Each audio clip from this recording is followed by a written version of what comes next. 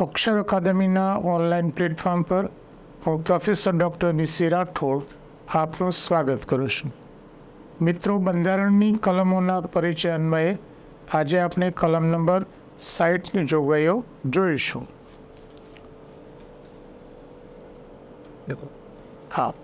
કલમ નંબર 60માં રાષ્ટ્રપતિએ લેવાના શપથ અને પ્રતિજ્ઞાની જોગવાઈ છે.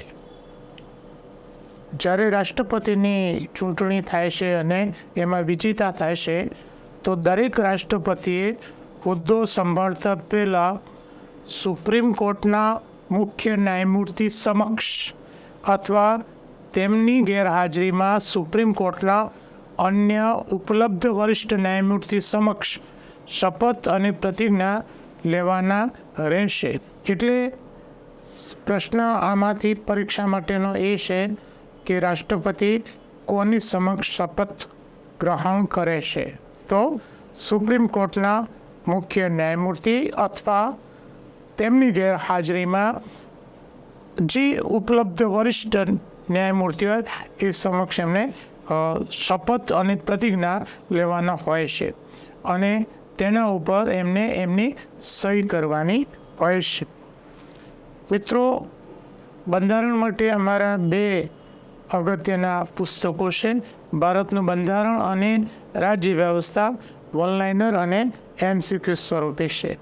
પોલીસ કોન્સ્ટેબલ તેમજ ક્લાસ 3 માટે વન-લાઇનર અને MCQ પ્રકારનો આ ખૂબ જ ઉપયોગી પુસ્તક છે. જેને ડિટેલમાં એનો અભ્યાસ કરવો છે એના માટે ભારતનું બંધારણ અને રાજ્ય વ્યવસ્થા પુસ્તક છે.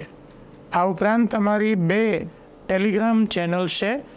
નિશી રાઠોડ કરંટ અફેર્સ, જેમાં રોજે રોજનું કરંટ અફેર્સ ઉપરાંત માસિક કરંટ અફેર્સ, દરરોજની 10થી 15 જેટલી પોસ્ટ, તેમજ એમાં એકાદ બે ફ્રી વિડીયો મૂકવામાં આવે છે. આ ઉપરાંત જે ગૌરવંતી ગુજરાતી ટેલિગ્રામ ચેનલ છે એમાં ગુજરાતી ભાષા, ગુજરાતી સાહિત્ય અને ગુજરાતી વ્યાકરણને લગતી પોસ્ટ મૂકવામાં આવે છે. હજુ સુધી જો તમે અમારી આ બંને ટેલિગ્રામમાં જોડાયા ન હોય તો એમાં જોડાઈ જવા વિનંતી છે.